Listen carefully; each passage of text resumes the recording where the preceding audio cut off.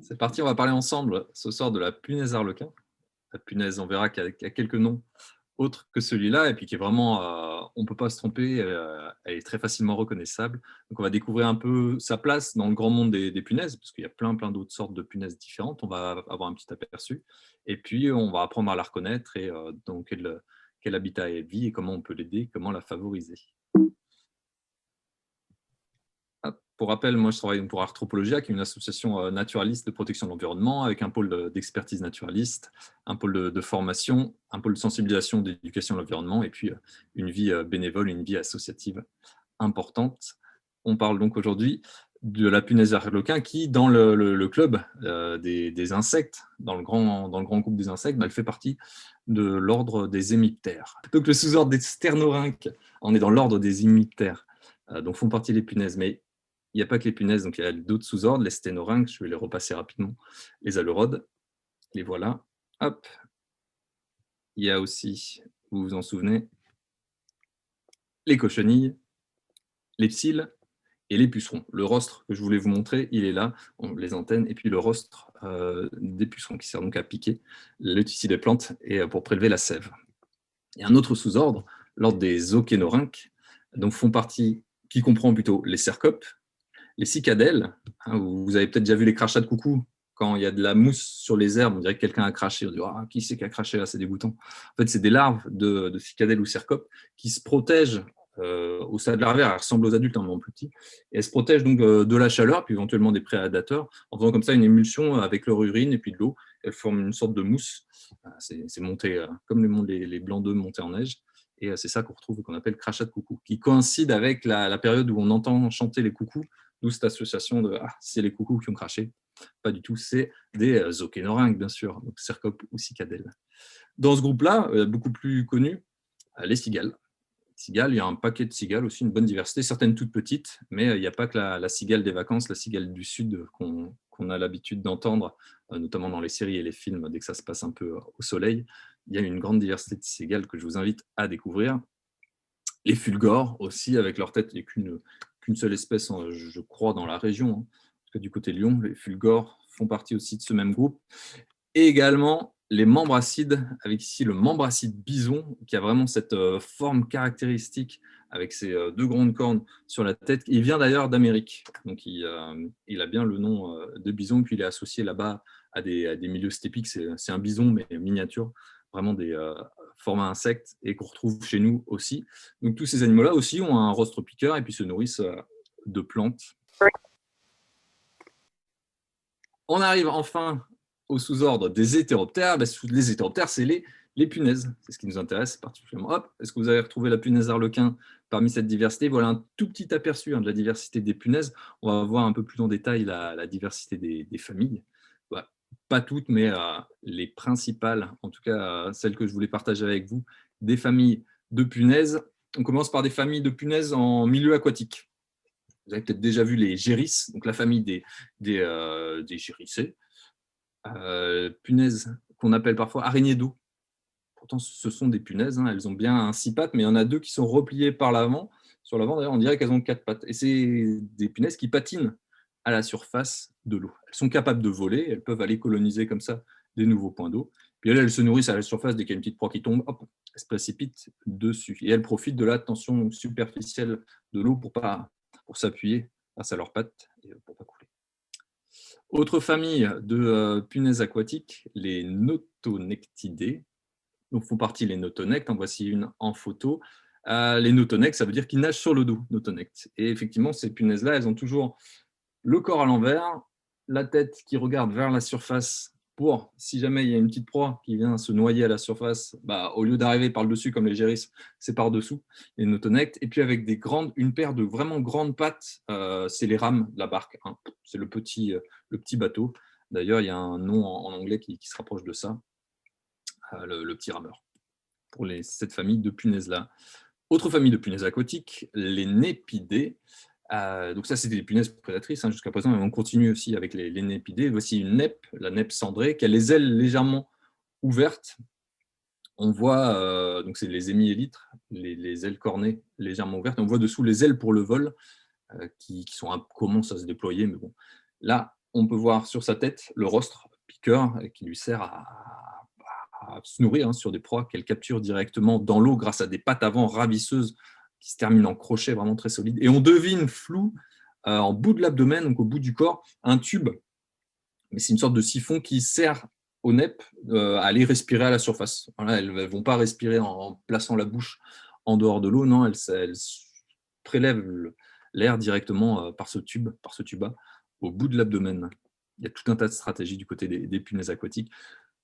On rétrécit en taille, mais alors vraiment minus. Vous l'avez vu, là, la nep sur un doigt, déjà, elle n'était pas bien grande, mais alors là, c'est grand comme un ongle à peine. La famille des hydrométridés, hydromètres, avec une tête vraiment très particulière. Je ne sais pas si vous arrivez à voir où sont placés les yeux. Il y a les antennes vraiment au bout de cette tête et les yeux qui sont à mi-chemin. Ensuite, le thorax qui porte les 6 pattes. Et puis le reste du corps, l'abdomen. Les hydromètres qui aussi se déplacent à la surface de l'eau, mais beaucoup plus doucement que les araignées d'eau. Vous avez peut-être l'habitude de voir. La famille des hydrométridés. Autre famille, encore des punaises aquatiques, les coryxidés, sauf qu'elles ressemblent aux notonèques de tout à l'heure. On retrouve d'ailleurs des yeux assez gros, assez rouges. Elles ont aussi des grandes pattes pour faire le bateau, pour nager sous l'eau. Mais celles-ci, elles sont végétariennes de mémoire. Alors, il y a peut-être des exceptions, qui sera confirmé, mais voilà ce que j'avais retenu pour les coryxidés. Et avec ce motif zébré magnifique sur les élytres, sur les ailes en partie cornées. Alors, ça, c'est de toute beauté. On passe à des punaises terrestres. Et puis alors là, pour aller un petit peu plus vite, je vous présente deux par deux les familles. Une famille, d'abord les Alididés, voilà, des punaises qui sont plutôt allongées, avec des larves qui ont des formes vraiment presque, on dirait des aliens pour certaines. Une autre famille, les Scutelleridés. Scutelleridés parce qu'elles ont le scutellum, donc c'est une partie qui recouvre le dessus de l'abdomen. On voit même pas ou presque plus les élytres, les ailes. On le reverra le scutellum sur les punaises arlequins. On n'est pas encore arrivé aux punaises arlequins. Il nous reste à voir d'abord des punaises qui sont elles aussi en partie rouges et noires. Les pyrocoridés, mais ça vous connaissez juste pas ce nom. Pyrocore, ça veut dire punaise de feu. Pyro, le feu corps, les punaises. Pyrocoridés, c'est les gendarmes. Voilà, donc les gendarmes sont des punaises également et qui ne peuvent pas voler d'ailleurs, parce qu'ils n'ont pas d'ailes à se développer pour le vol. Les ligéidés sont des punaises, et parfois on pourrait confondre avec les gendarmes d'ailleurs, mais elles ont quand même une forme assez différente. Ce n'est pas du tout le même motif sur les ailes. On n'a pas le motif de masque, avec les gros yeux qu'on retrouve chez les gendarmes. Il y a aussi la famille des coréidés, des punaises végétariennes de mémoire. Et puis la famille des myridés, là on commence à avoir une famille de punaises prédatrices. Donc ce que vous pouvez voir jusqu'à présent, c'est qu'il y a plein de formes différentes de punaises. Et puis du côté des myridés, je vous présente à chaque fois une espèce par famille, mais il y a une grande diversité d'espèces de punaises différentes. Et les punaises, les myridés, en général, elles sont allongées. Comme ça, là, on la voit sur une fleur d'ail ou de cette famille-là botanique. J'aime beaucoup cette photo de réduve en rouge et noir là pour vous présenter la famille des réduvidés, parce qu'on voit très bien, il y a un gros rostre, un rostre piqueur. Les réduves sont des punaises prédatrices. Vous connaissez peut-être la réduve masquée, dont la larve peut vivre dans les habitations et qui se recouvre de poussière. On dirait un petit bout de poussière de saleté qui se promène, qui se déplace. C'est pour être tranquille et se mettre à l'abri des prédateurs. Et elle est prédatrice d'ailleurs dans votre maison. Elle vous aide à limiter plein d'autres petits insectes, petites bêtes avec qui vous voulez peut-être moins partager le bâtiment. Et réduvidé. Ah, Luc, attention, il y a le micro qui est activé.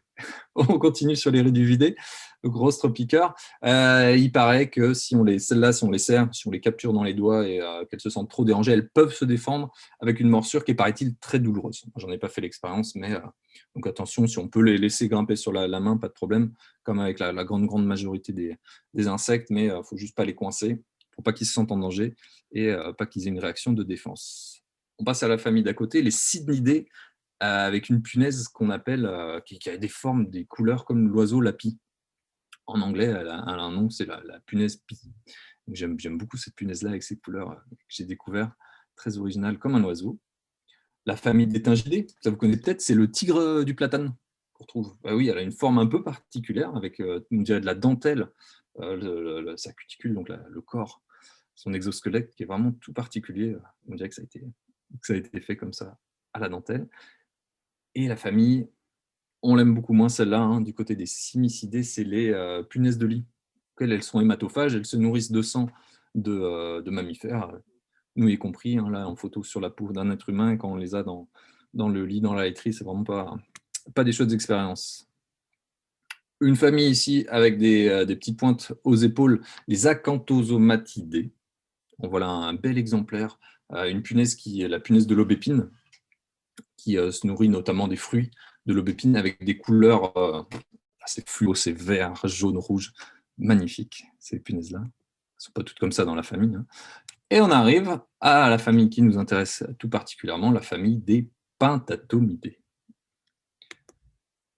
Dans la famille des Pentatomidae, qu'on appelle parfois les punaises boucliers, parce qu'ils ont une forme comme ça vraiment du corps qui rappelle un bouclier, on retrouve des espèces comme ça, certaines avec on dirait qu'elles ont une museau un peu plus allongée, d'autres bleues en bas à gauche, hein, celle-là elle est vraiment superbe avec des reflets métallisés, une punaise du chou en bas à droite. Donc ce sont des punaises qui se nourrissent certaines de plantes. C'est le cas de notre punaise arlequin que voilà. On retrouve cette forme de bouclier qui est propre à la famille des Pentatomidae.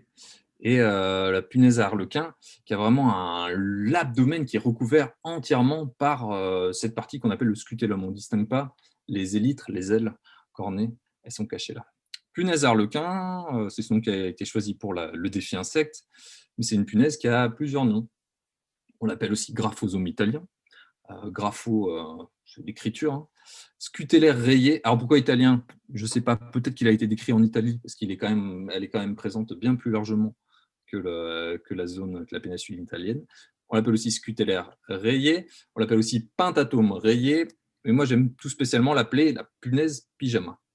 Pourquoi la punaise pyjama? Parce que si vous voyez là, on a la vue de dessus, elle a le pyjama à rayures, des rayures verticales, pourquoi pas rayures verticales. Et si on regarde dessous, amusez-vous la prochaine fois que vous en voyez, elle a le pyjama à pois, les petits points. Vous voyez tout le temps comme ça, la punaise arlequin, punaise pyjama, les rayures d'un côté et les pois de l'autre. La voilà en photo vue de côté, où on voit l'ensemble.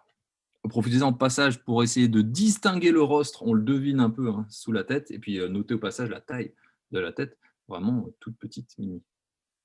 On regarde aussi les pattes qui sont à dominante noire. Alors, il y a un petit peu de rouge sur la patte arrière, et vous verrez, parce qu'il y a des confusions possibles en France, dans le Cantal ou région Auvergne-Rhône-Alpes, c'est plutôt tranquille. Il n'y a pas trop de problème au niveau de la détermination, mais là, donc des pattes dominantes noires. Ces habitats, vous la trouverez dans des endroits ensoleillés, plutôt. Alors pourquoi pas des jardins, des clairières, des chemins forestiers, vraiment des zones thermophiles qui chauffent bien.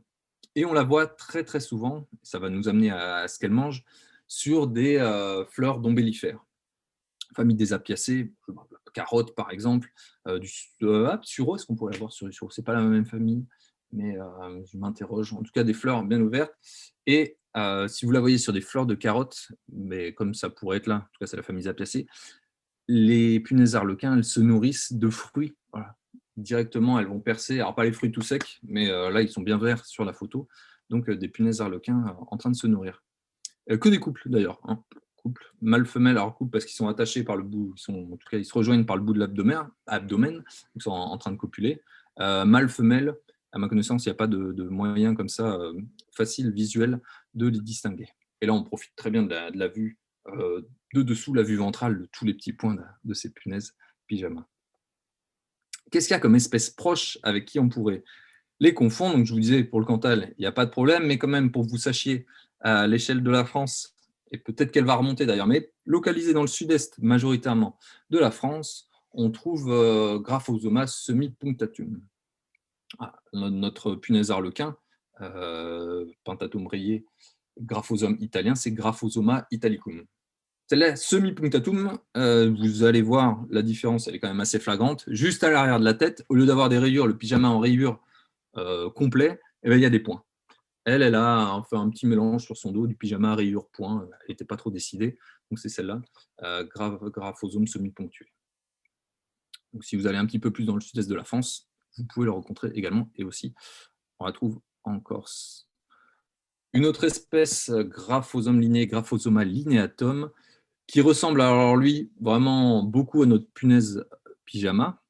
Les rayures, c'est les mêmes sur le dos, les points dessous, pareil. Il y a quand même une grande différence, c'est la dominance rouge sur les pattes, qui vous est indiquée par une flèche.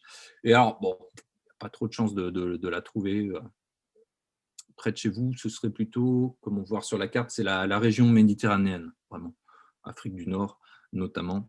En Sardaigne, elle doit être. Donc, c'est vraiment là, si vous allez en vacances un petit peu plus loin, mais sachez que ça existe. C'est une cousine un peu lointaine de notre punaise pyjama, avec des pattes plus rouges.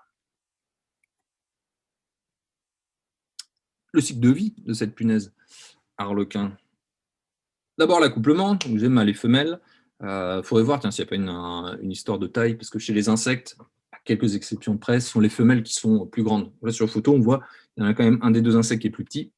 C'est peut-être bien le mâle, ce sera à confirmer. Donc, après l'accouplement, la femelle pond les œufs. Et alors, ce qui est particulier, c'est les œufs, on les devine, ils sont un peu dans l'ombre.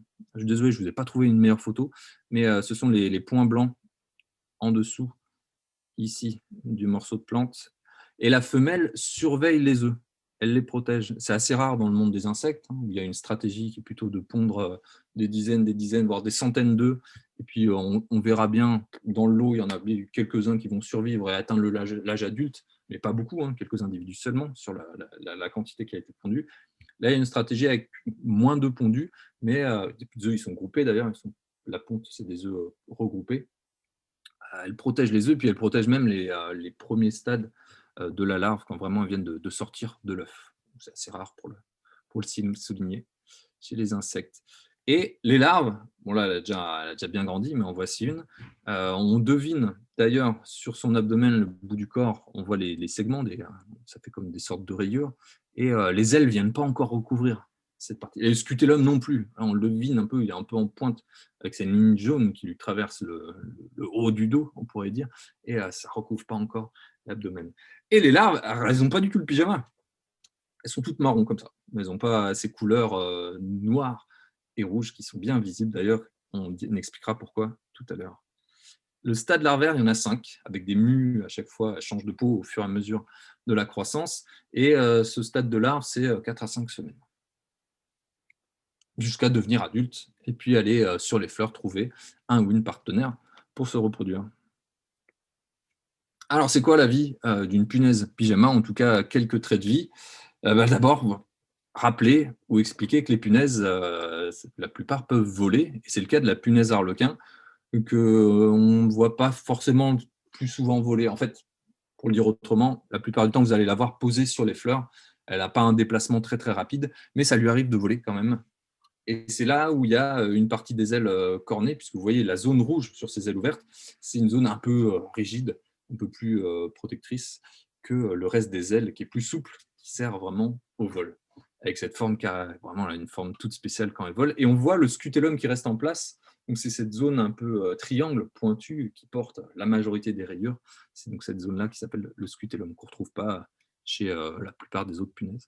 Enfin, en tout cas, je veux dire, on le retrouve, mais beaucoup plus réduit, il ne recouvre pas comme ça l'abdomen. Donc les punaises pyjama, ça vole. 2 jours, d'ailleurs. Elles sont là. La guerre chimique. Alors, vous savez qu'il y a des punaises, mais pas toutes, qui peuvent émettre des odeurs pour se défendre. Aussi un gros plan sur, c'est le cas de la famille des Pentatomidés, les punaises boucliers. Voici le gros plan sur une zone sous l'abdomen, pour vous le représenter, parce que c'est déjà un très gros plan. Donc pour savoir où c'est, donc c'est sous l'abdomen, c'est au niveau de la 3e patte à l'arrière. Il y a une zone qui est la zone de défense, la production de l'arme chimique. Ce sont des aldéhydes qui sont fabriqués et puis qui sont diffusés. Il y a une zone qui diffuse, et c'est cette odeur-là qui peut même être entêtante, de vinaigre, de pommes, il y a, en fonction des punaises, d'ailleurs, ce n'est pas toujours les mêmes odeurs, et puis ça peut aller jusqu'à donner mal à la tête. Toutes les punaises de la famille des Pentatomidés, à ma connaissance, le pratiquent. Cette défense, ce n'est pas une guerre, c'est une défense plutôt. Elles ne sont pas agressives. Elles sont réactives, elles réagissent à un prédateur.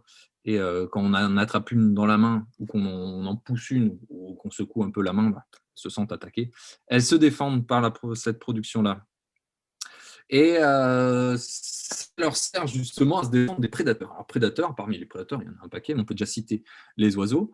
Et je vous ai mis une photo de merle parce qu'il a été montré en élevage que, alors, d'ordinaire, les oiseaux, le schéma de défense, c'est un oiseau qui essaye de manger la punaise, peut-être même qu'il va l'avaler, mais production, donc défense chimique, hop, l'oiseau recrache, et puis il repère cette couleur, et il associe vraiment cette couleur aposématique qui est comme chez les salamandres jaune et noir, ou chez les guêpes sociales jaune et noir, bien visible, ou chez les coccinelles rouge et noir, bien visible, de dire ah, tu as fait l'expérience, je ne suis pas bonne à manger, il ne faut pas essayer. Donc, mais en captivité, je vous disais, des merles, il a été montré que des merles peuvent, s'ils attrapent et s'ils gobent assez rapidement la punaise, on zappe l'étape de défense chimique. Voici, c'est pas de la prédation, mais c'est du parasitisme. Je voulais partager avec vous qu'il existe des mouches, puis sûrement d'autres groupes d'insectes. Ici, une phasie crésipène, Ectophasia cresipenis, son nom scientifique, qui pond directement sur le pyjama, donc sur la punaise arlequin, et la larve, c'est une sorte de taquinaire, cette mouche, et la larve, elle va, une fois éclos, le petit asticot, il va se nourrir directement de la punaise arlequin. Comment est-ce qu'on peut aider les punaises arlequins? Pour finir, un moyen simple, c'est de favoriser leur habitat. Voici un chemin, là c'est un chemin forestier, mais qui reçoit quand même suffisamment de soleil, même si la photo peut laisser penser que c'est à l'ombre. C'est quand même bien éclairé, bien ensoleillé, et puis on y voit des ombellifères, alors des carottes sauvages, des cerfeuilles, des berces, pourquoi pas. Toutes ces plantes-là qui sont bien favorables aux punaises arlequins. Il n'y a pas vraiment de... Il ne s'agirait pas de venir semer exprès des plantes pour les punaises arlequins, mais si vous laissez pousser chez vous dans un jardin ou un parc des bouts de prairie, c'est sûr que vont apparaître une diversité de fleurs, dont certaines qui seront favorables aux punaises arlequins. Punaise arlequin, j'ai oublié de vous dire d'ailleurs, punaise, ça vient d'un vieux mot, un vieil adjectif puné, qui veut dire qui est puant. Bon, c'est vraiment associé à l'odeur, à la défense chimique que peuvent faire certaines punaises. À vous de jouer donc, d'aller rechercher cette punaise arlequin, puis transmettre vos observations dans le cadre de la classe de la biodiversité du CEDEC. Cherchez la punaise pyjama sur les endroits ensoleillés, les ombellifères. Vous ne pouvez pas la rater si elle est présente. Vous l'aurez dans l'œil, vous ne la raterez pas. Et les prochains rendez-vous, pour terminer, on se retrouve jeudi 22 juillet pour notre dernière webconférence sur le papillon macaron. Merci, puis on va pouvoir passer aux questions.